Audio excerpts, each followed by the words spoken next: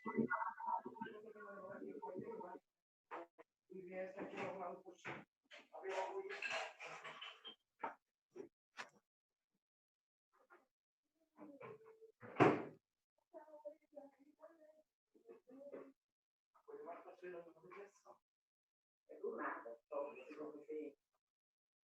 nada, você nem percebe a mão de coisa, do nada só.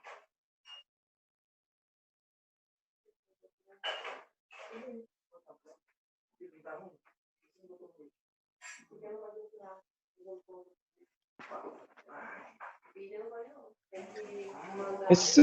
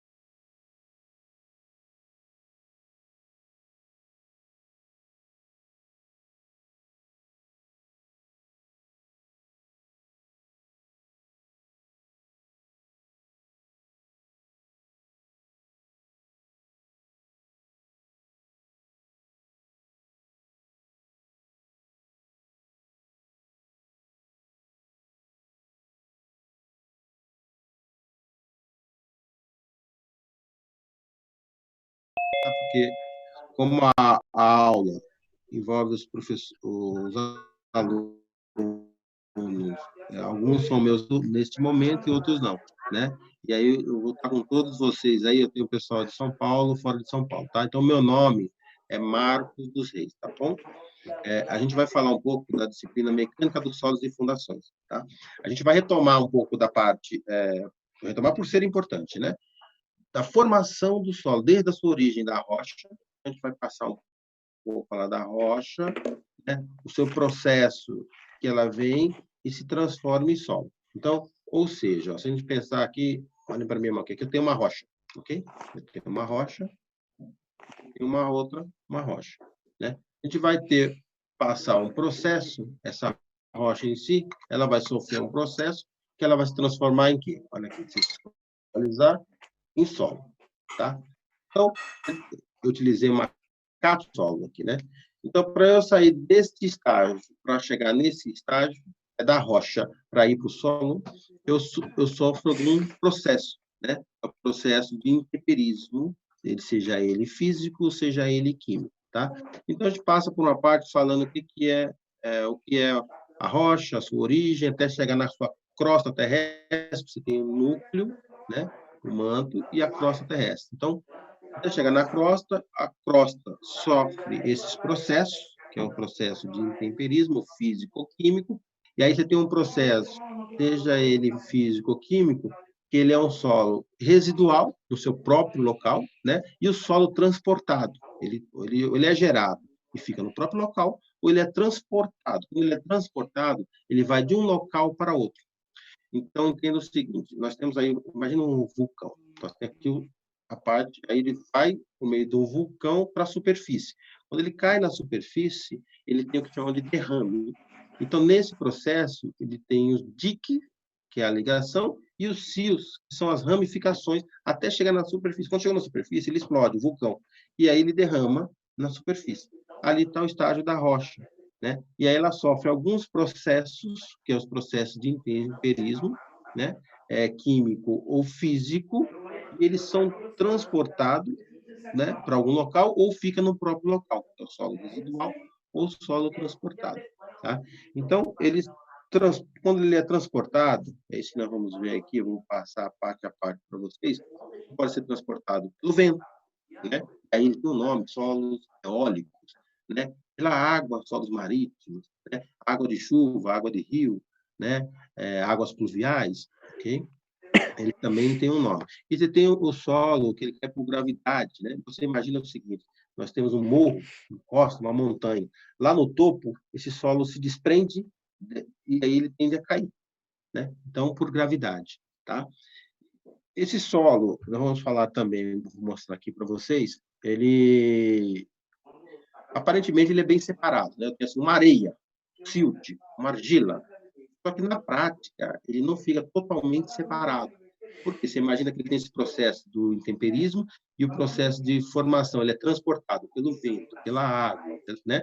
E aí eles se misturam. Então eu não tenho ele totalmente separado. Aí a importância de eu fazer um ensaio, né?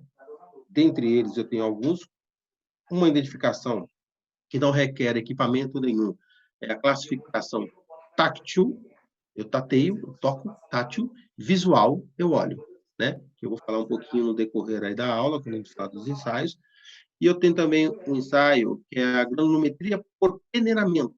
Eu tenho um conjunto de peneiras que eu ponho na ordem decrescente, da maior pela menor, e aí eu faço a separação do tamanho dos grãos, né? O grão é o tamanho do solo, né? O tamanho do grão, que eu posso visualizar a olho nu ou não visualizar a olho nu. E por peneiramento, a gente vai mostrar também no gráfico aí no decorrer da aula, é até a peneira 200, tá? Antes da peneira 200, que é a peneira que você tem uma malha, uma abertura, antes da peneira 200 eu consigo calcular porcentagem retida e porcentagem que passa. Após a peneira 200, eu só consigo determinar por meio de sedimentação. Você imagina, sedimentação, está sedimentando os grãos. Tá? Então, ele vai sedimentando, tem um procedimento também para a gente poder determinar. Essa parte de sedimentação é feita principalmente nos solos finos, silt, argila, que eu não consigo determinar o tamanho do grão para peneiramento. E, é claro, eu estou falando assim separadamente, mas eu tenho as etapas de transição aqui de um material para o outro, né? Por exemplo, não tem um silt argiloso, uma argila siltosa, né? Então, isso a gente vai ver também quando eu representar um gráfico com as duas amostras. E a gente fecha a primeira etapa com os limites de Ettenberg, que é LL e LP. Esses limites são muito importantes quando nós falamos do solo fino, porque o solo fino, ele você não consegue visualizar. Se você pega um outro exemplo lá, a pedra, o solo graúdo, granular, com um grão grande, fica fácil de você enxergar o seu comportamento. Quando ele está aquele pozinho bem fino, com dificuldade de visualizar o tamanho do grão, muitas vezes, se a pessoa não tem um conhecimento técnico, um preparo, ele acha que o solo não tem importância. E é essa parte fina que ela tem grande comportamento, que é o limite de liquidez, né, o que chama as iniciais LL, o limite de plasticidade LP, e aí te possibilita determinar o índice, que é o IP, o índice de plasticidade, que é nada mais é que a diferença entre o LL e o LP, o resultado do LL menos o resultado do LP. E eu preciso fazer esse ensaio no laboratório. E aí, com isso, eu preciso de alguns equipamentos, placa esmerilhada, né, gabarito, o aparelho de casa grande, que vai me registrar o número de golpes para fechar uma ranhura, ok? Feito isso tudo, a gente consegue fazer aí, aplicar os dois exercícios na aula de hoje.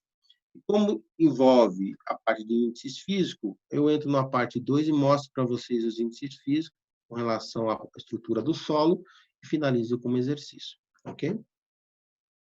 Então, eu dei um apanhado geral, né, para vocês terem um norte de tudo que nós vamos tratar, e aí vamos, então, dando continuidade, né? Então, nós temos aqui, ó, a estrutura do Sol, né, o centro. Você imagina, nós temos aí o nosso globo terrestre, imaginando. Tem a parte central, e nós temos aqui o centro, o núcleo, o manto e a crosta.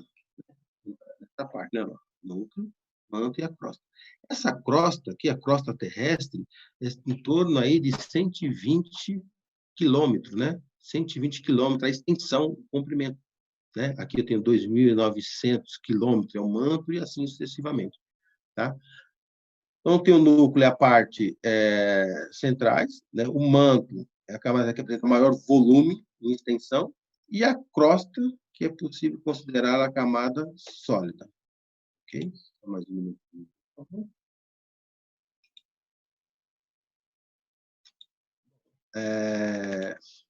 A estrutura da Terra, deixa eu só tirar aqui. A estrutura da rocha, ela é construída por minerais. Então, é importante a gente conhecer um pouco, né, pelo menos em linhas gerais, aí, quais são os minerais.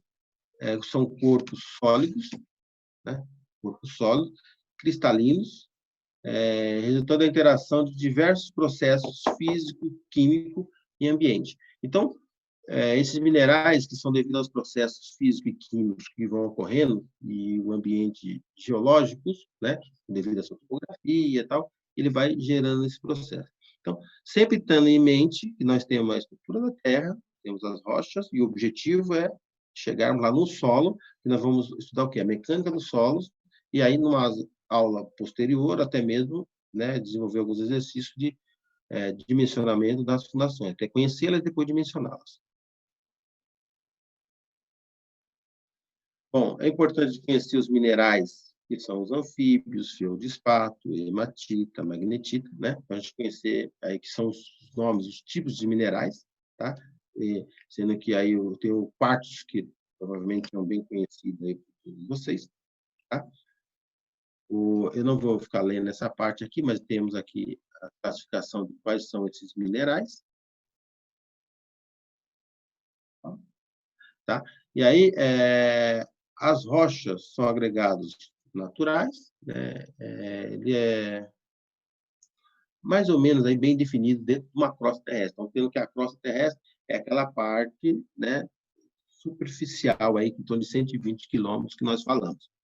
As rochas, elas se dividem em dois grandes grupos, simples e composta.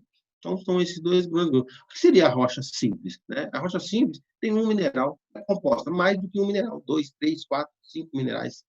Okay? Então, são os dois tipos de rocha.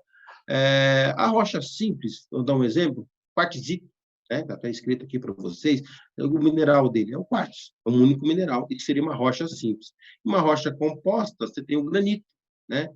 Você tem o quartzo, né? O próprio quartzo, você tem o feldespato, você tem a mica, aquela brilhante, né? Que você vê assim, se você começar a movimentar com o raio, com a claridade, ela reflete, né? Tem a possibilidade de refletir e brilhar, né? Bom, quanto à origem das rochas, ela pode ser dividida também as magmáticas, as ígneas, sedimentares e metamórficas, né? Tem as origens dessas rochas. Bom, conhecendo e sabendo que nós temos que um processo que é importante para nós aqui na mecânica dos solos, né? Falando da formação do solo. O processo de intemperismo, né? O intemperismo, conforme nós já até citamos no breve relato inicial, ele é físico ou químico. Tem dois processos, temperismo físico e temperismo químico. O físico, ele desintegra, ele tem a desintegração. E o químico, né? E o químico, ele tem o quê? O químico, a decomposição. Então, assim, a ação dos esforços, né? A ação dos esforços, a ação dos esforços, deixa eu ver aqui um minutinho, por favor, o químico, deixa eu só ver aqui. A ação dos esforços físicos da desintegração é a ação esforço mecânico sobre a rocha, cujos agentes são a variação de temperatura, tá? Contra a rocha. Então, você pensa o seguinte, eu tenho uma rocha que são os processos químicos.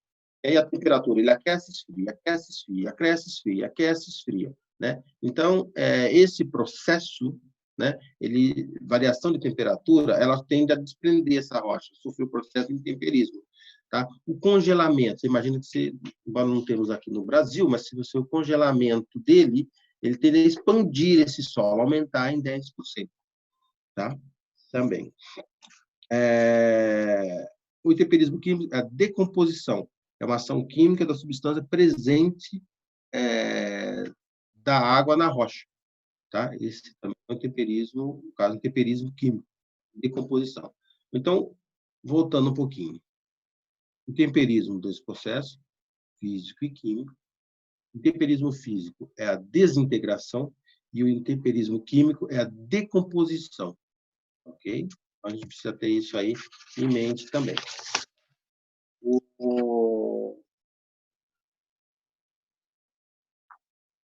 Todos todo solo tem sua origem imediata ou remota ao intemperismo sobre a rocha.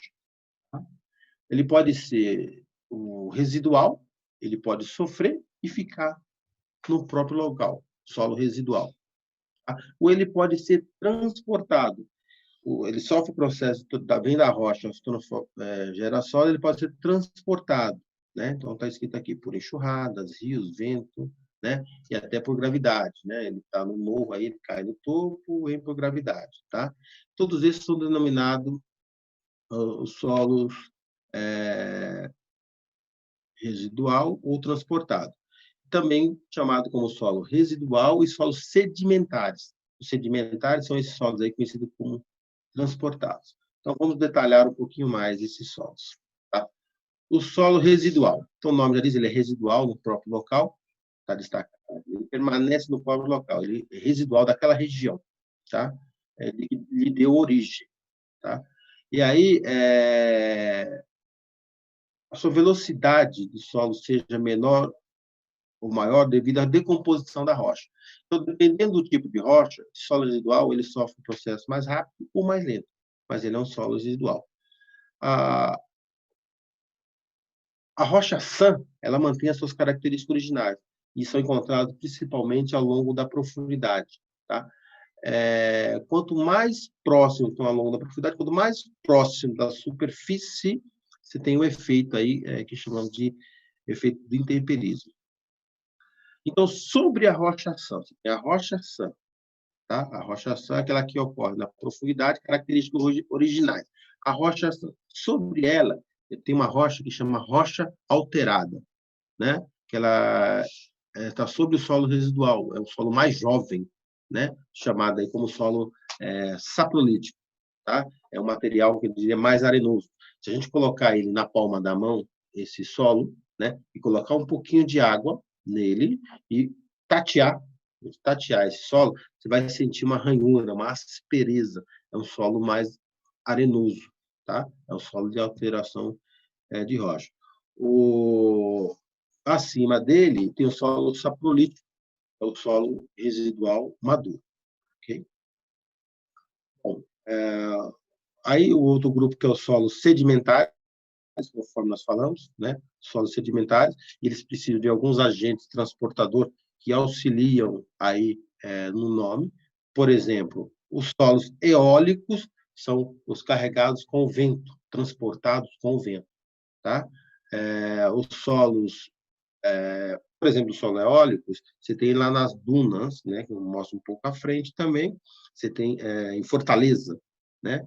Naquela região de Fortaleza, os solos lá são solos eólicos, transportados pelo vento. E você tem os solos aluvionares. O que são eles? São transportados pela água. Então, você tem alguns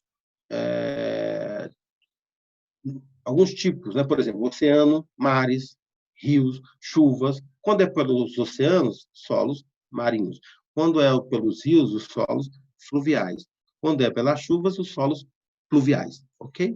E aí, quando é de geleiras, eles chamam de solos glaciais. Quando é por gravidade, solos coluvionares, né? Então, são algumas classificações aí do solo, tá?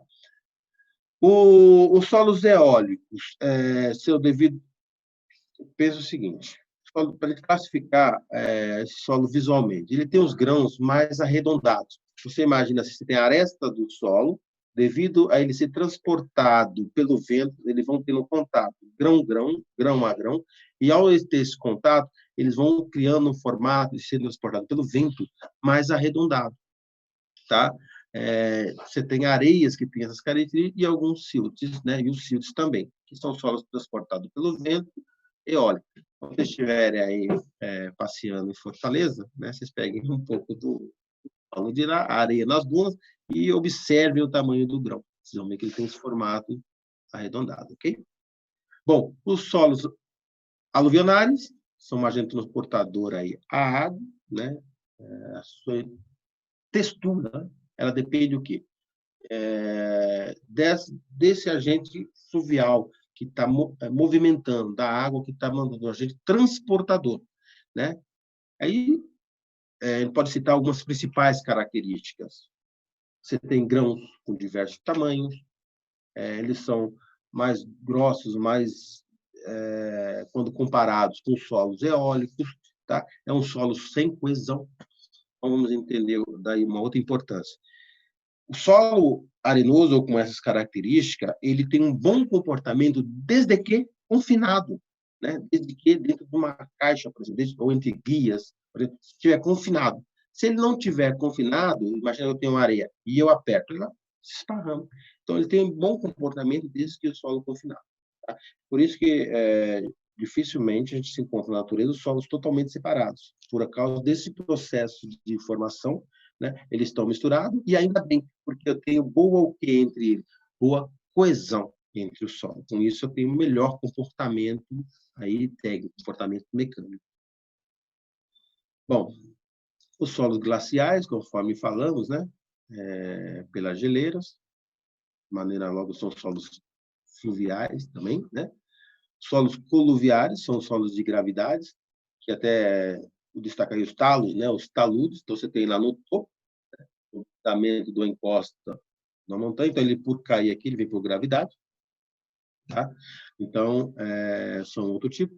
Você tem solos aqui, ó, orgânicos. Esse aqui é importante destacar, tá? Você tem a impregnação de solos, de sedimentos orgânicos, pré-existente aonde? Restos animais, vegetais, normalmente encontrado em região de mares, né? No fundo de mar, perto de rios. Ele tem um cheiro muito forte. Ele é chamado, normalmente, vocês veem aí, os solos turfosos, né? Eu tenho até uma amostra aqui, não sei se vocês puderem, por favor, dar uma abrida abrem a câmera para a gente visualizar. Então, aqui, ó, esse solo aqui é um solo turfoso. Ele tem uma cor escura, ele é preto, né? Aqui está o solo. Vou pegar um grão aqui, tá? Esse aqui é um solo turfoso, tá? Amostra preta, né? Eu tenho aqui alguns grãos, tá? Então, eu tenho todo um escuro. Aqui, né, a aula não é possível, mas tem um odor forte, um cheiro forte, uma cor escura, misturado com o resto aí de florestas e assim sucessivamente, tá? Então, são solos orgânicos. Por que eu trouxe até uma amostra para mostrar para vocês aí no vídeo, né? Porque ele é um solo que, para construção civil, para engenharia, e pela teoria da mecânica dos solos, ele não apresenta um bom comportamento, ele não é o ideal para ser utilizado nas obras, nas construções civis. É claro que o solo também é considerado um solo mole. Dependendo da região, se eu só tenho esse material, eu tenho que usar uma ferramenta ou um meio técnico para poder trabalhar com ele, né? Eu atuei numa obra foi em Cubatão, em São Paulo, né?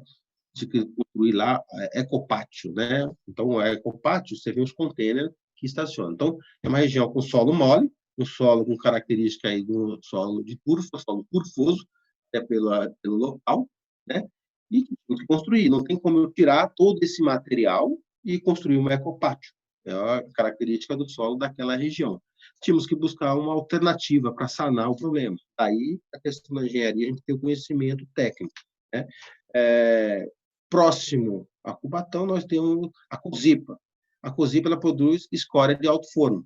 E o que foi feito? Foi misturado a escória com o solo, certo? Misturando, melhorou-se a resistência. Só que, inicialmente, a gente não sabe o que vai acontecer. Dentro da engenharia tem muito essa parte. Então, o que nós fizemos? É um trecho experimental, certo? Para verificar o quê? A sedimentação. O que ele vai se cedendo. Isso é simples, né? Você instala pinos, né? E faz uma leitura da topografia, uma L0, e faz uma leitura inicial, né? Depois, ao longo do tempo, ele tenta a sedimentar, a abaixar. E aí você faz outra leitura e mede a sedimentação, quanto está abaixando. Outro detalhe, usando um exemplo dessa obra específica, que eu falei que é um solo, não é recomendado para engenharia e não é bom dentro da mecânica do solo, mas existem situações na prática que você depara que nós, como técnicos, temos que dar uma solução ou procurar uma solução para sanar o problema. Usando a escória, a escória ela é expansiva, né? Ela é expansiva, ela expande. E quando a gente fala de pavimentos, você tem lá o solo, ele não pode ter uma expansão maior que 2%, né? De acordo com as especificações aí, ok? Então, se eu pego um solo expansivo, né? ele tem uma expansão muito grande. E aí ele vai gerar aqueles vulcões, pequenos vulcões no nosso pavimento. E aí vai estourar todinho, né? E eu tenho uma carga pesada. Então, o que nós tivemos que fazer? Colocar aqueles bloquetes intertravados e eles iriam, pelos abertura, né, os pontos de ligação entre um bloquete e o outro, assim, vamos dizer assim, tem um alívio, o ar sai por ali. Na expansão daquele vulcão, nós trocaríamos, faríamos manutenção preventiva, né? Mas conseguimos executar a obra sob solo mole, no caso, um cubatão, e por sobrecarga pesadas, no caso, container. Quem conhece o container sabe, eu tenho cargas pontuais, concentradas. Bom, mas aí detalhes aí para que a gente, conversando em outro momento, eu entro mais em detalhes para vocês de exemplos de obras, né? Então, conhecendo os solos, eu tenho lá o processo original dele, virou uma rocha, sofreu o processo de presbirismo, e aí ele é natural, ele é transportado, sofreu sedimentação, ele tem os processos que ele foi transportado, e aí eu chego aqui no ensaio que eu preciso fazer, eu preciso classificar esse material, tá? Eu tenho aqui rocha-sã, matacão, pedra, areia, silt e argila. O que eu tenho quando eu faço essa seta aqui? Eu tenho o diâmetro dos grãos, tamanho dos grãos diferente, né? Tá dito, diâmetro dos grãos.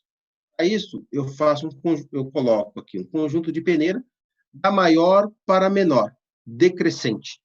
Vou fazer um gesto aqui, que é uma malha. Eu tenho uma malha. Aqui passa o tamanho do grão, né? Então, assim, a maior malha para a menor malha. Vai passando o tamanho dos grãos, até chegar no fundo, tá?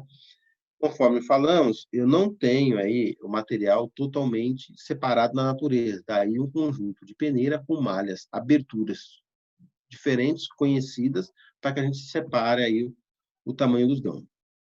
Tem duas características típicas aí que a gente pode falar do solo, né? Para argilas puras e para areias puras, né? Então, argilas são impermeáveis, moldáveis, sem muita coesão, tá? Então, assim, se você pensar numa argila, né?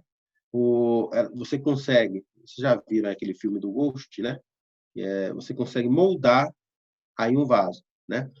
Colocar a argila na mão e fizer um pouquinho de água, um solo argiloso, e fizer assim, eu consigo moldar uma esfera. Ela fica brilhante, pastosa, né?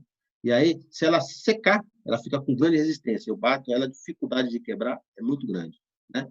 E se eu tenho ela misturada com água, ela consegue tornar uma camada impermeável, né? Ao contrário de um silt, o silt, por exemplo, se eu coloco ele na mão, eu também consigo moldar uma bolinha, uma esfera, com os solos, desde que com contato de água. Porém, se eu pego essa bolinha após moldada, seca, eu bato ela numa superfície, ela se desfaz, ela quebra, tá? Este pó, todos os dois, que são solo fino, se eu pegar ele e passar na mão, ele parece, no rosto, ele parece um talco, tá? Então, são argilas, silts, tá? Por outro lado, a areia, se eu colocar água e começar a moldar, eu tenho dificuldade de moldar essa esfera, né? Se eu bato, por menor que seja a força, ele já se desfaz totalmente. Eu tenho pouca coesão. O contrário da argila, a argila ela retém a água. A areia, ela já é permeável, a água ela passa. Okay? Bom, dando continuidade, desta forma, nós temos assim areia, silt, argila, né? Materiais, umas porcentagem para cada tipo de material.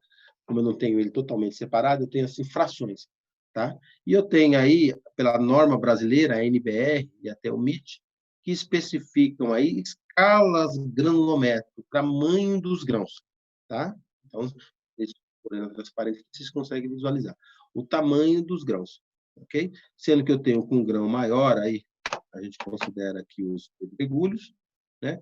E embora tenha pequena diferença, mas são muito próximas aí, né, o tamanho dos grãos da transição por um método, né, por uma especificação e outra, tá? Mas na nossa norma brasileira está aqui a descrição, ok? É importante observar aqui, ó, que eu tenho da peneira, né, dessa fração de 0,05 até a 4,8, que está desse intervalo, eu tenho areias, que ela é fina, média e grossa.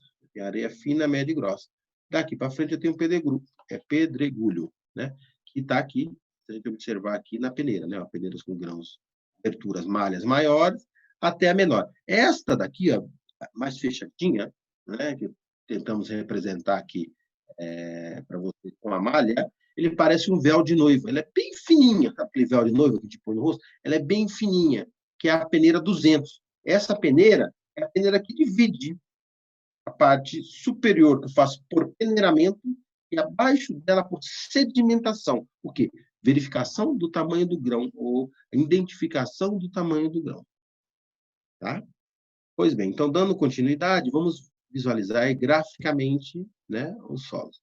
Porque eu tenho uma representação gráfica. Eu tenho aqui duas amostras, solo 1 e o solo 2. Eu tenho duas amostras aqui.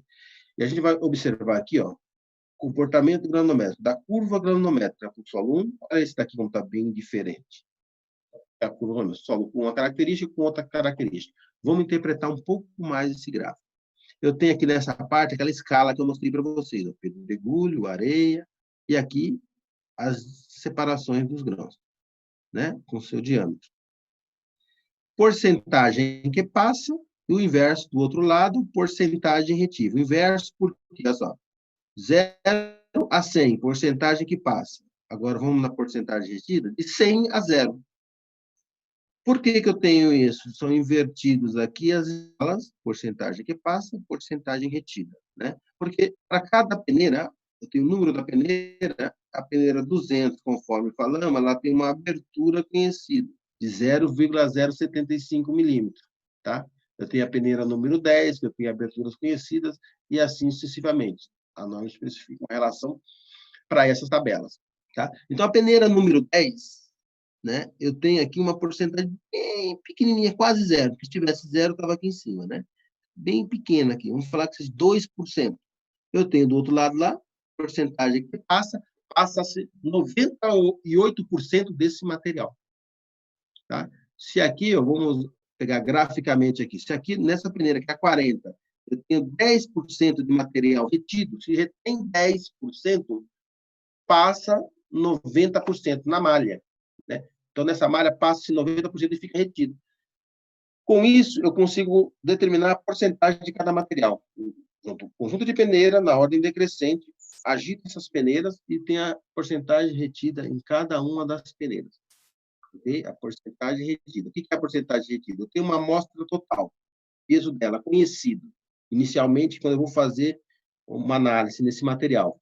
E eu tenho pesando quanto ficou em cada peneira, o quanto está nessa peneira dividido pela amostra total, vezes 100, eu tenho a porcentagem por peneira. Tá? E aí eu consigo traçar a curva granométrica, e aí eu consigo ver a quantidade dos materiais em cada uma das frações para cada peneira. Tá? Outra informação importante é o comportamento da curva. Nesse daqui, observem aqui, eu tenho mais esses dois tipos de material. Olha nesse daqui, ó, eu tenho material mais graúdo aqui também. Ó. Eu possuo pedras. Neste caso, eu não tenho pedras, zero. Neste aqui, eu tenho uma porcentagem. Né?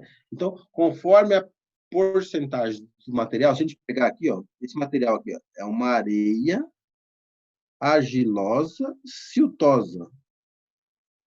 Ok? Ou seja, pela quantidade de cada um dos materiais encontrados no seu ensaio. Sendo que lá, quando nós falamos inicialmente da tátil visual, eu consigo classificar ele pelo sentimento, pelo tátil, pelo que eu estou vendo. É claro, quando eu faço a tátil visual, um fator importante é a cor, né? Eu identifico a cor aí, ó, marrom, amarelo, laranja, vermelho. Quando eu tenho duas cores, marrom, avermelhado, né? Quando eu tenho três cores, aí eu já chamo de variegada. Mais que três cores, já começa a ser variegada. Então, várias cores juntas, porque o solo, pensando no solo, eles se misturam conforme o seu processo de formação. Então, não consigo classificar ele, às vezes, diretamente por uma cor. Bom, um outro fator importante é o coeficiente de não uniformidade, que chamam de CNU, coeficiente de não uniformidade. São as iniciais, né? Que é relativo ao quê? O diâmetro efetivo, que eles chamam de D10 ou DE. Esse método ele é especificado de acordo com a STM. Tá? O D10 o total de 10% das partículas que passam no diâmetro, né, menores que ele, tá? Então, o D é o diâmetro dos grãos. Deixa eu voltar aqui no gráfico, né? Aqui, ó, D10, tá? Você vai verificar o comportamento dessa curva, a não uniformidade dele, da curva. O CNU, coeficiente de não uniformidade, é a relação entre o D10 com o D60, a divisão o D10 e o D60. Tá? Você tira aí graficamente a quantidade de um e outro e calcula, né, com a relação entre os dois.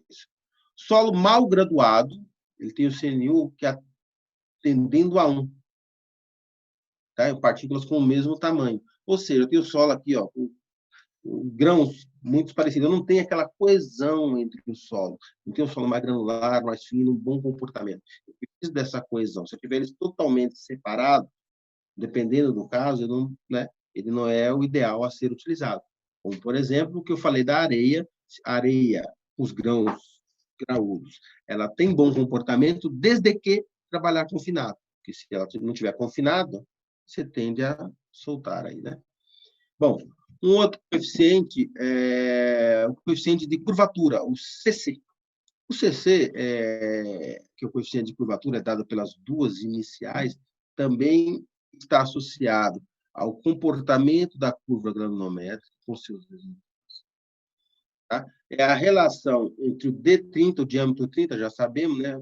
Que tem lá no D30 no seu ensaio, ao quadrado, sobre o produto do D10 e D60, a quantidade do material do D10 e o D60. Tá? O que é importante nesse momento? O solo que apresenta valores menores que 1 é uma curva descontínua, e os solos com 3 apresentam a uniformidade entre as suas partes. Então, você tem aqui o comportamento da curva, né? Observem aqui, olha aqui, se eu pegar aqui para 10, nesse caso, quanto que eu tenho. E neste caso aqui, embora esteja um pouquinho pequeno, mas aqui, ó, olha aqui o D10. Em torno de 50% aqui, eu tenho 2%. Né? Então, você tem aí o comportamento, você consegue visualizar também o comportamento da curva, uma vez que a gente realiza-se aí os cálculos. Tudo bem? Bom, falamos do ensaio de peneiramento, né?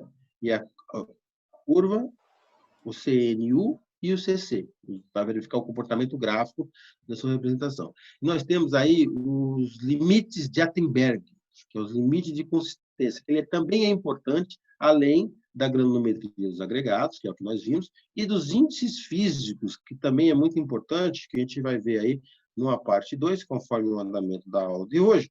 Eu vou mostrar para vocês também os índices físicos, tá? Que dos índices físicos, 3 são determinados em laboratório: densidade real dos grãos, teor de umidade, né, a massa específica, e alguns são determinados em laboratório. Todos os outros demais índices físicos, eles são através de deduções, né? A gente vai ver um pouco a firma, eu tenho que conhecer a imagem. Ar, água e sólido.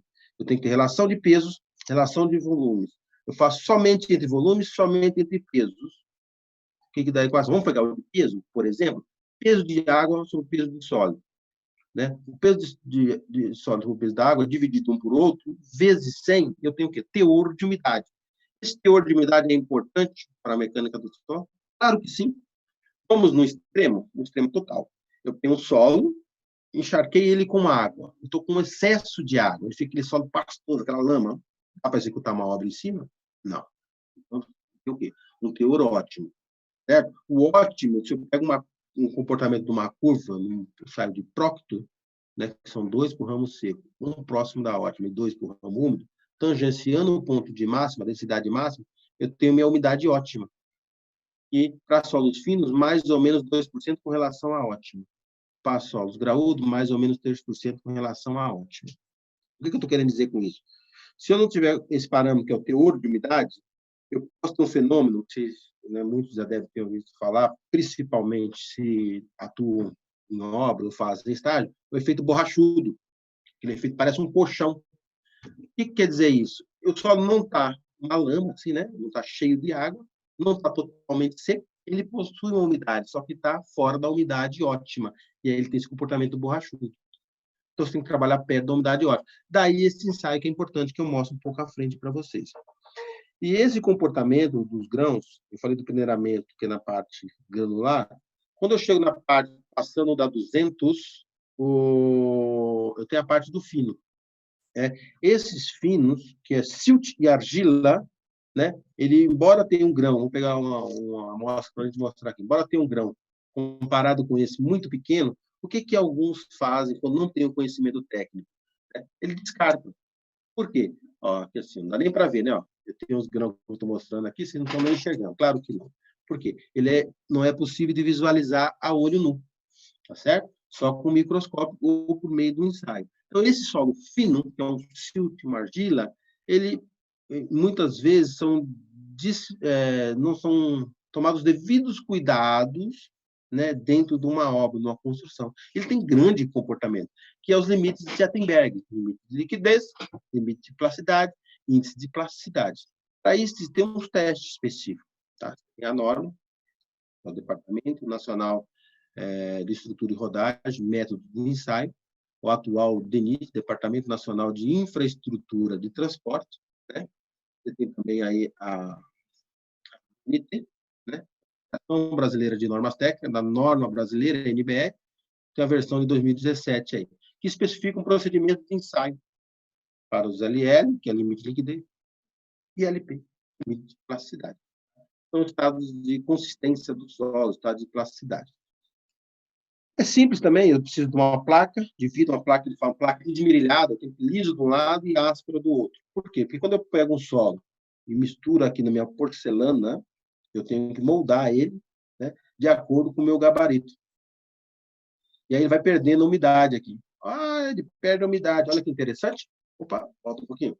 Olha que interessante. Vem para cá. Eu preciso de uma estufa. Eu preciso de uma cápsula. Olha aqui a cápsula. Uma cápsula. Para quê? Para que eu coloque, né? Para que eu coloque a amostra dentro. Por quê? Porque ela está com grãos pequenos, né? Eu preciso de um recipiente. Eu coloco ele na estufa para determinar o que eu tenho de umidade. Ok? E aí, quando eu vou moldando os corpos de prova, em teores de umidades diferentes, eu consigo construir um gráfico e determinar qual que é o limite de liquidez e limite de plasticidade. É claro que são uma combinação, não são só estes, eu preciso também de um outro equipamento, que é esse daqui, ó, o aparelho de casa grande, tá? Porque eu faço uma ranhura, que, né, eu faço uma ranhura na minha amostra de solo, na metade, minha cuba aqui, né? No meu aparelho de casa grande, e registro batendo o número de golpes para fechar essa ranhura, tá? E quando eu estou preparando o material, eu vou adicionando água. E cada ponto que eu moldando aqui com a minha abertura, eu venho aqui, moldo, coloco aqui na minha cápsula e determino o teor de umidade, conseguindo construir o gráfico também, tá? Mas nada mais é que o estado líquido, o solo apresenta propriedade de suspensão, as características de um fluido viscoso e resistente ao cisalhamento, tá? Já o plástico, ele apresenta propriedades de sua plasticidade, sua plasticidade, ok? Os semissólidos, que apresentam do estado sólido para o seco, uma variação volumétrica, e quando você está já no sólido, ele já não apresenta, após seca, essa variação volumétrica. Ok? Pois bem, pessoal, tendo isso em mente, né, a gente já consegue aí fazer um exercício de aplicação dentro da atividade de hoje, tá? Eu vou ler o enunciado, aí eu tenho aqui a alternativa já a resposta, se a gente discute um pouquinho dela, por que não pode ser as demais alternativas, tá? Os principais fatores, que influenciam na ação do intemperismo. Aí, nesse momento, seja ele físico ou químico, independe. Ele é físico, ele é químico, quais são os fatores? Né? O clima. Então, primeiro vamos aqui falar o correto qual que é, o item D. Então, depois a gente vê por que os outros não são. Tá? Então, o correto... Tá. Um pouquinho. Então, o correto é o item D. Material orgânico, clima, relevo e organismo vivo. Vamos além. Olha lá. Na nossa justificativa. O material de origem. né? O solo físico, químico. Então, por ser só um material de origem, ele sofre temperismo tanto físico, quanto químico, quanto biológico. Então, isso daí não seria um fator para a gente, né? O clima, a variação de temperatura, gelo, degelo, aquela etapa também está dentro. O relevo, né? A variação que apresenta a camada superficial. Então, você imagina, tem o terreno com alguns relevos. Então, esse processo aí também, né? O organismo vivo, bactérias, né? E outros animais. Ou seja, são fatores, está dentro dos principais fatores que influenciam o temperismo, seja ele químico ou seja ele físico. Agora aqui, ó, existem outros? Claro que existem. Né? A expansão e contração expande e contrai, expande e contrai. Temperatura, esquenta e esfria, esquenta, esfria, esquenta e esfria. A ação da água, congela, descongela, aumenta o volume, diminui o volume. Ou seja, o solo ele vai se quebrando, vai sofrendo o processo. Tá certo? Então, existem alguns, nós citamos os principais. Não são fatores de temperismo. Relâmpago não é um fator de temperismo, que é um clarão que ocorre devido à descarga elétrica, né? Tricloretileno, né, que também é um fluido que tem uma cor branca, né, inflamável.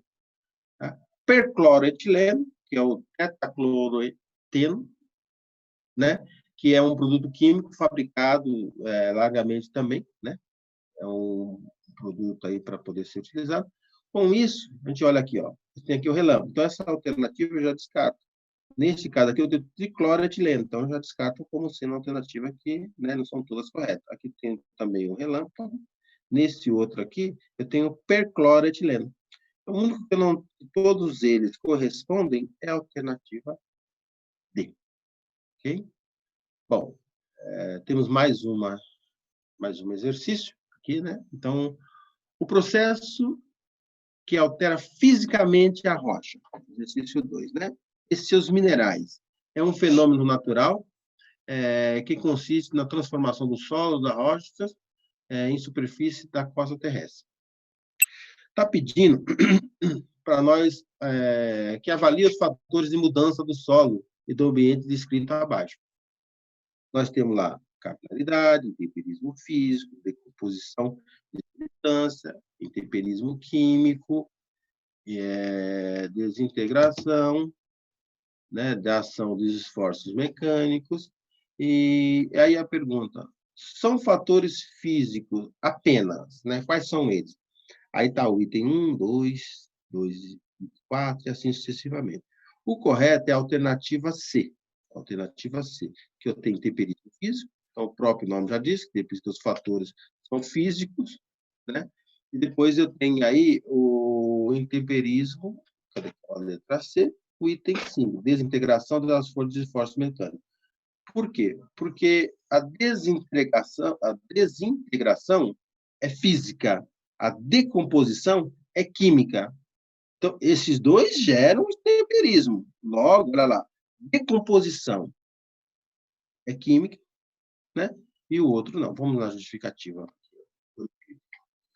Temperismo físico, né? Ele alteração da estrutura, tá certo? Desintegração. A desintegração é temperismo físico, ação dos esforços mecânicos. Não são fatores de temperismo. Capilaridade, não é. Você tem um capilar, um vidro, né? Ou é um fenômeno, então não é aí o. A decomposição, ela não deixa de ser um temperismo, porém, ela não é física, ela é química, ok? Presente na água sobre a rocha, tá? Então, por isso que esse... E o temperismo químico já é direto, então ele não pode ser, tá?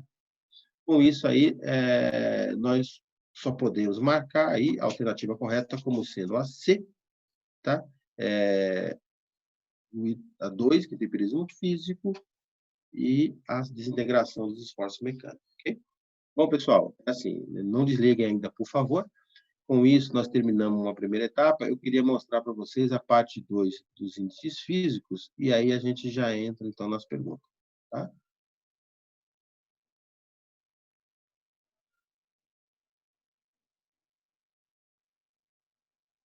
Eu vou abrir o microfone aqui, se alguém quiser fazer alguma pergunta.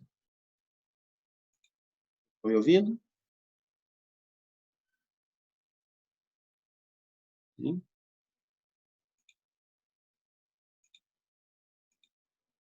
Alguém está me ouvindo?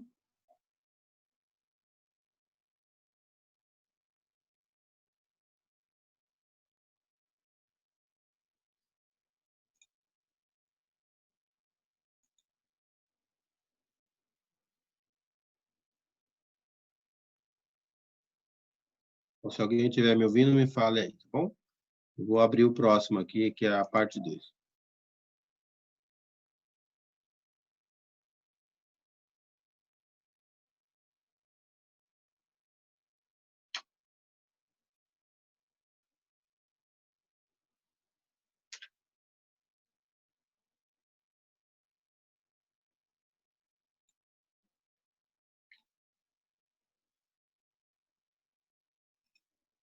Vocês estão visualizando aí a parte 2? Sim?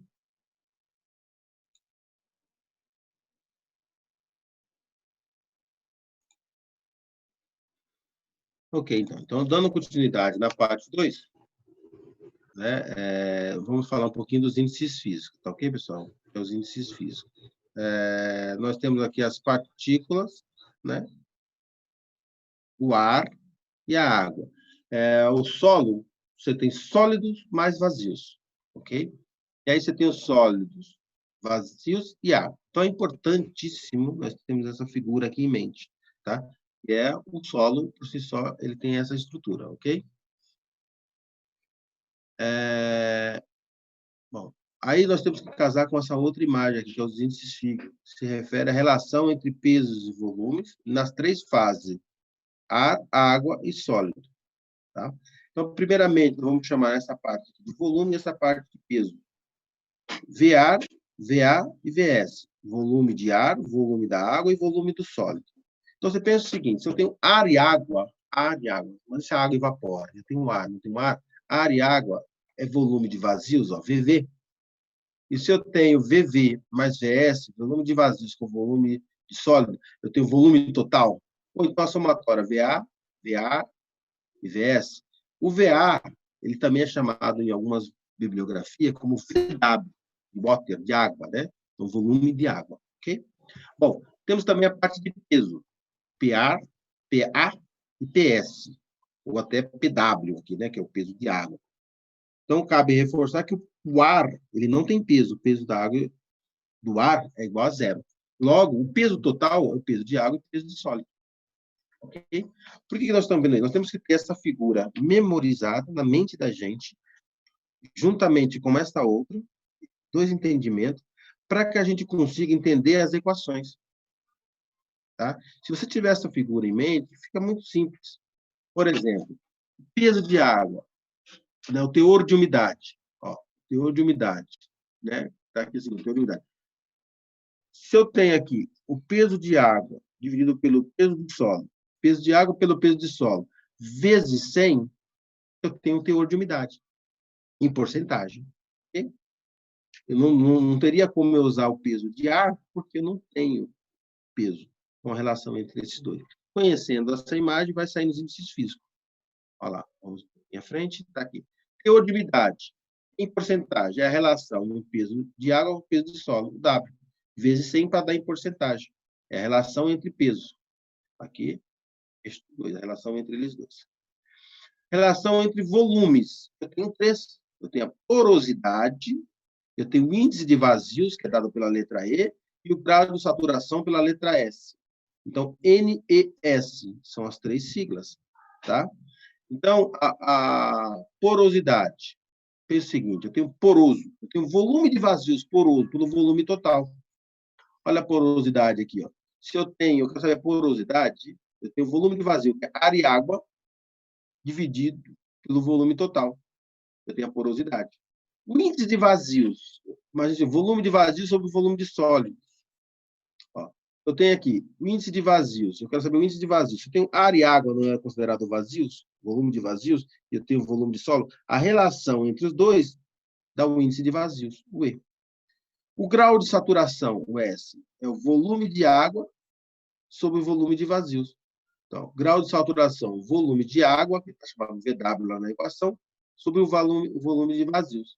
Tá? Então, se eu tenho o volume de água sobre o volume de vazios, vou botar aqui, ó, volume de água com volume de vazios, eu tenho o grau de saturação. Tá? Então, pensa o seguinte, a minha saturação ela pode ir de 0 a 100. Então, eu tenho o volume de ar com volume de vazios. Né? Se ele está totalmente saturado, totalmente cheio de água, ele pode ser de 0 até 100% saturado, está totalmente submerso. É o grau de saturação. Observe, nesse vamos precisar ver um pouquinho, porosidade é N, índice de vazios é E, grau de saturação é S. Lá na frente, no final, vai fazer uma relação entre os índices físicos. E aí, eu vou mostrar só as letras. Por exemplo, N, já vão saber que é porosidade. E, índice de vazios. S, grau de saturação. Ok? Bom, a relação entre pesos. Então, volta um pouquinho. Relação de peso, relação de volumes, fizemos. Relação entre pesos e volumes. Neste caso, é o peso... Olha lá. Relação entre peso e volumes. Cadê aqui? É o quê? O peso específico. Né? Aí você tem o peso específico natural, o peso específico aparente, peso específico do grão, o peso específico da água. O peso específico da água é um valor conhecido, né? 9,8 kN por metro cúbico, ou consideremos aí igual a 10, né? Igual aproximadamente 10. Tá?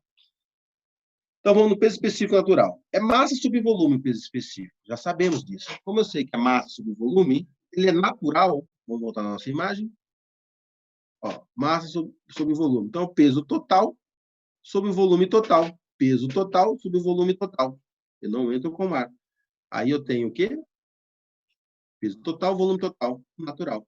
O peso específico aparente seco é o peso seco sobre o volume total. Olha lá. É o peso seco sobre o volume total. Não adianta pesar ar e água, que é o peso específico aparente seco. Adianta pesar água. Primeiro que ele não tem peso. Água, não, porque eu quero seco. Então, o peso seco sobre o volume total.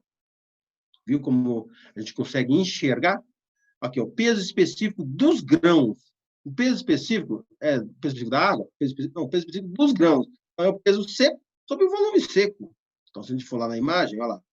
Peso seco sobre volume seco. O peso específico é massa sobre volume. Então, não tem outro, só pode ser o PS sobre o VS. Tudo bem? Bom, continuamos. E aí tem o da água, que ele é conhecido. E um outro importante é o peso específico aparente saturado, o gama-sat. O gama-sat ele é igual a gama-N se o S for 100%. Se o S for 100%. O gama-sat igual a gama-N se o S for 100%. Se ele tiver 100% saturado. Tá? Então, o peso específico natural, ele é natural. Se o S for 100%, se o grau de saturação dele for 100%, se ele estiver cheio de água, já não é mais gama natural, é gama-sat. Nesse caso, S igual a 100%. O grau de saturação igual a 100%. Então, o γN igual ao γsat. Ok?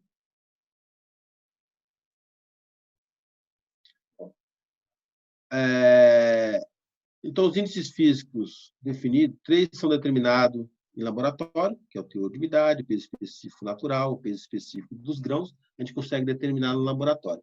Os demais, todos eles, são através de relações indiretas, né, sobre os índices físicos. Tá? Então, eu não vou passar muito tempo, já vou direto no exercício, mas só para entender, olha lá. O peso específico dos grãos, né?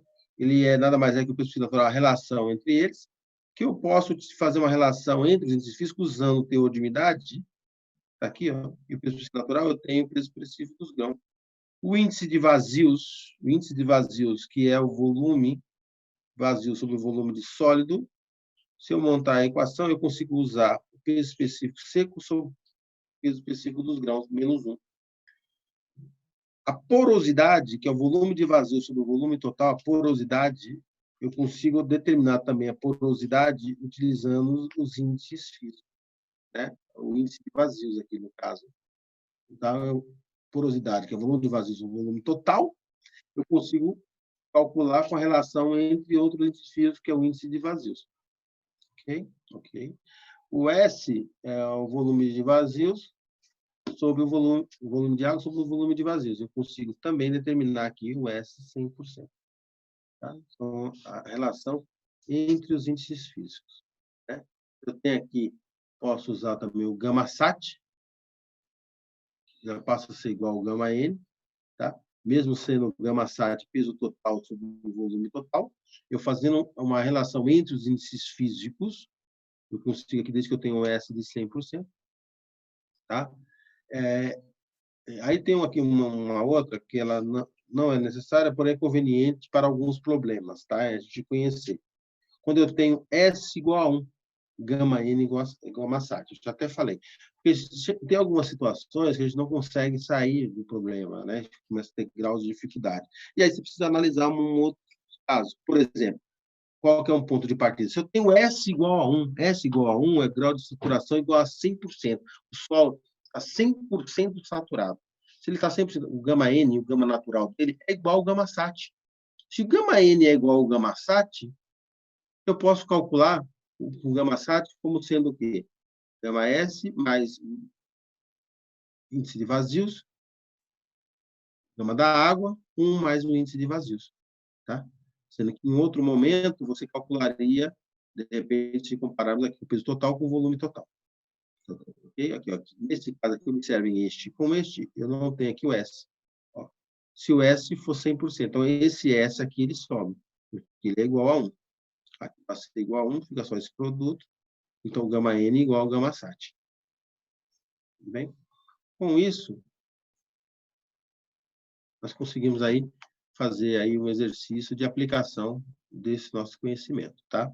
O que nós precisamos? Uma quantidade de solo, um peso total, uma quantidade conhecida, tá? Nós precisamos de uma estufa para secar 105 graus Celsius ou até peso constante, esse material, né? Eu preciso ter o peso solo seco. É claro, novamente falando, eu preciso ter o quê? Um recipiente, uma cápsula, para que eu coloque a amostra dele, né?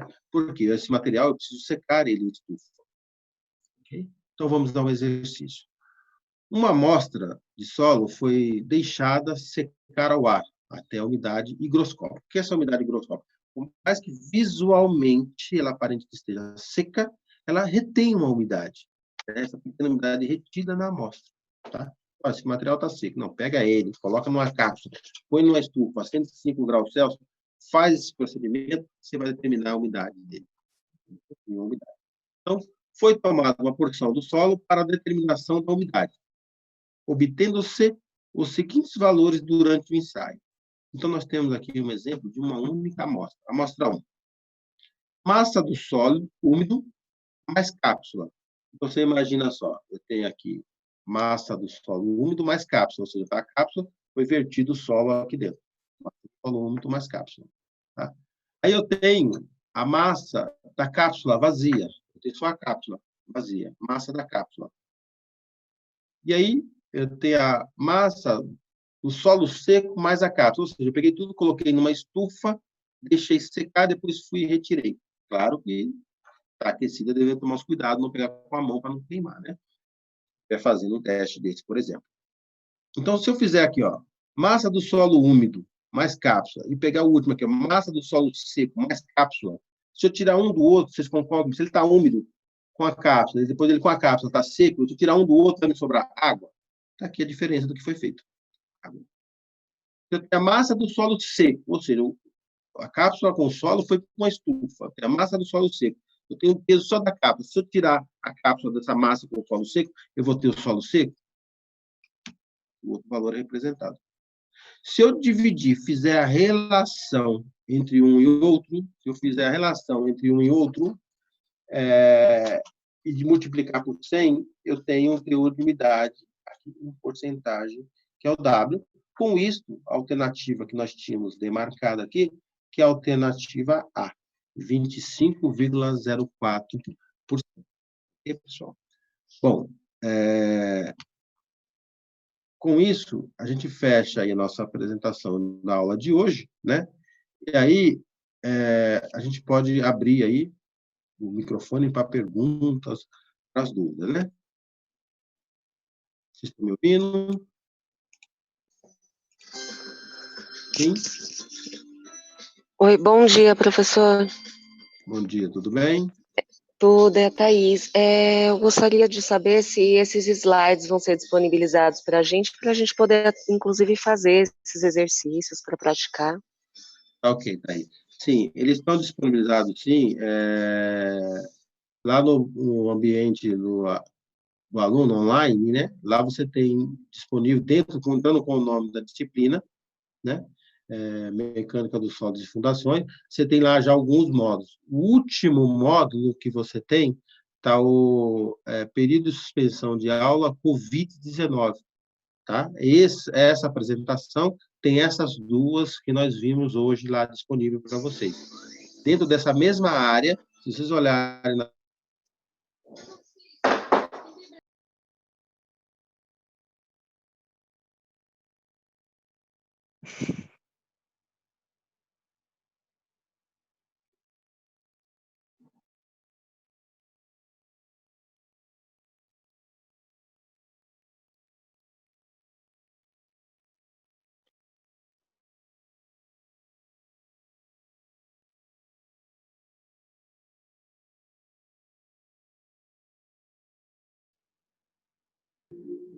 Pessoal, vocês estão me ouvindo?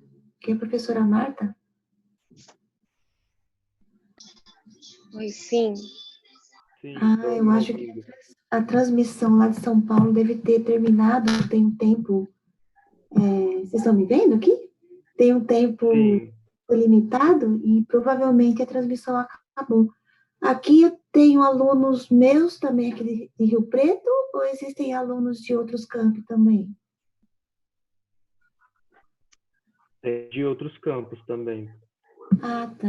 Nossa, ficou globalizada a coisa aqui. Bom, agora não sei se vocês têm dúvida, de repente eu posso tentar, né, tirar essas dúvidas de vocês. Deixa eu ver, o professor voltou? Deixa eu ver aqui. O professor voltou aqui, ó. Professor? Ele tá mudo aqui para mim.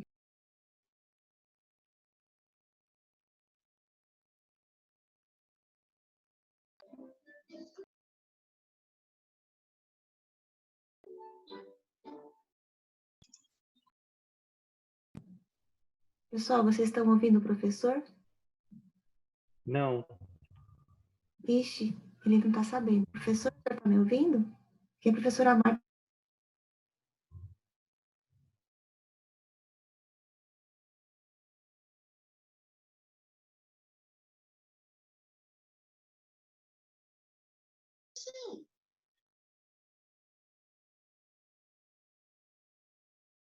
Estão me ouvindo? Agora está ouvindo? Sim? Marcos, agora você voltou. Ok. O Thaís, então, na pergunta que você tinha me feito, Thaís, o material ele tem disponível para vocês, sim, tá? Lá na área do aluno do ADM. Você entrando no módulo da disciplina, né? Entrando no módulo da disciplina, o último módulo está lá, período de suspensão, COVID-19. Então, lá tem os 2 arquivos disponíveis para vocês, tá? E tem também uma lista de exercício com 3 exercícios propostos para que vocês estudem aí sobre essa teoria apresentada, ok? Ok, obrigada. Nessa lista de exercício tem as respostas para a gente conferir, se acertou? Sim, já tem as respostas também, tá? Tem a alternativa correta, tem a lista de exercício, né? E aí tem a alternativa correta lá também. Ok, muito obrigada. Eu que agradeço. Mais alguém tem alguma pergunta? Silas, você está bem? Estou vendo que o Silas está acompanhando a gente aí também, né? Colega da gente que estava aí por um período. Bom, pessoal, mais alguma pergunta, por favor? Aqui é a professora Marta. Pois não. Você está me ouvindo? Pois não, professora. Estou ouvindo, sim. Eu sou aqui do campus de Rio Preto, e aí os alunos têm esse material disponibilizado, e provavelmente nós aqui de Rio Preto também vamos utilizar para a NP1. Será que esse material vai estar disponibilizado para nós, professores, também? Sim, inclusive ele já está disponível, professora, tá? Ele está lá, no caso para a professora, no ADM online, entra no ADM online, no ADM online de Engenharia Civil, a disciplina, e aí você localiza no final, tá lá, período de suspensão Covid-19. Tem um arquivo em PDF, os dois, e os exercícios. Ok. Ok, muito obrigada. Ok, professor. Bom, pessoal, mais alguma pergunta? Podem perguntar, né? Fiquem à vontade. Bom, nós temos aí 5 minutinhos, tá bom? Uma coisa que eu encontrei aqui, professor, foi o chat. Aqui, pelo visto, a gente tem só como fazer perguntas, né, por voz. Mas eu fiz uma aula na sexta-feira e a gente teve a opção de chat. Então, o pessoal digitava a pergunta e a gente digitava de volta. Sim, professor. Então, ele tem aqui, o que acontece? É a primeira vez que eu estou entrando aqui no Zoom, né? E ele já estava configurado aqui para mim. Entendi. Como eu iniciei hoje pela manhã, eu fiquei com medo de mexer e derrubar o pessoal, né? Não localizei. Por isso que eu abri a câmera agora e o áudio, para que a gente pudesse conversar conforme for tendo as dúvidas, né? Mas ele tem essa ferramenta assim, eu só não consegui localizar aqui no perfil que abriu para mim. São muitas ferramentas, né? Eu também tive dificuldade na sexta-feira e aos pouquinhos a gente vai se organizando, né? Exatamente, professora. Tá? Mais alguma pergunta? O Silas, bom, pessoal, mas eu não estou ouvindo. Eu também não estou conseguindo ouvir o Silas. Silas, clica no seu microfoninho aí que a gente não está ouvindo. Agora está ouvindo? Aí. Isso, Silas, agora sim. Pois não. Eu não sei mexer muito nessa. É só a questão desse conteúdo. Ele é conteúdo da APU ainda? E outra, eu queria fazer uma pergunta seguida, que a APU já era para estar ocorrendo. Como que vai fazer? Como vai ser o seu funcionamento essa questão das provas? Tá. Ô, Silas, você até conversou comigo por telefone, que você estava afastado aí por um problema de saúde, né? Aí eu falei para você, no primeiro momento, não se preocupar muito com a avaliação, se cuidar primeiro. Isso é um primeiro ponto, né? O segundo é o seguinte, esse conteúdo, no primeiro momento agora, a gente está pedindo para o quê? Para que estudem o conteúdo. A avaliação vai ser um segundo momento, ok? Agora, o que é fato? Se você assistir às aulas, essas aulas, as videoaulas, você estudar esse conteúdo, seja qual for a ferramenta depois do método de avaliação, se a prova vai ser presencial, se ela vai ser online, você tendo feito esse conteúdo, ele vai te ajudar bastante na resolução da avaliação, seja qual for. Porque tudo que está acontecendo, para nós como um todo, é novidade, nós não sabemos ainda. Estamos trabalhando dia a dia para ter uma resposta, saber como atuar, ok? Então, o que nós estamos pedindo agora? No primeiro momento, nós pedimos que fizesse, do módulo 1, 2, 3, 6 exercícios aleatórios, para que vocês estudassem. Numa segunda etapa, que é essa agora, nós estamos disponibilizando essa aula ao vivo, e aí mais uns 3 exercícios de vocês, junto com essa aula, fazendo um apanhado para alguns, de repente é algo que já viu, para outro é algo que não viu ainda. Para quem já viu, está sendo reforçado o conhecimento. Para quem não viu, está vendo agora. Mesmo que tenha visto exercícios, os professores estão sendo pedidos para que desenvolva exercícios novos. Os exercícios tendem a ser um exercício novo. Ou seja, vamos se preparar, ok? Vamos desenvolver e estudar. Então, nesse momento é isso. Agora, seja a avaliação qual for, se você tiver feito esses estudos ou estudado esse material, você tem uma tendência aí bem com certeza. Por quê? Porque você está preparado. As provas, claro, Acho que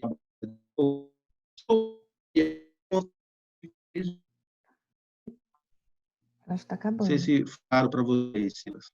Ficou claro, está ótimo. Obrigado, professor. Thaís? Você, tá ok.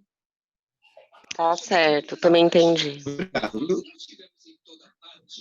Tá ok. Então, mais alguém tem alguma pergunta? Não? Então, eu agradeço aí a todos aí, pela aula, né? E por vocês estarem presentes, né? Porque só não teria como dar uma aula, então eu tenho que ter todos vocês aí, tá bom? Na semana que vem nós vamos estar juntos novamente aí, dando continuidade. Nossa, muito obrigado a todos, tá? Professora Marta, muito obrigado por ter prestigiado a aula. Tchau. Vou fazer Obrigado, também. professor. Tá, eu que agradeço a todos aí. Muito obrigado, viu?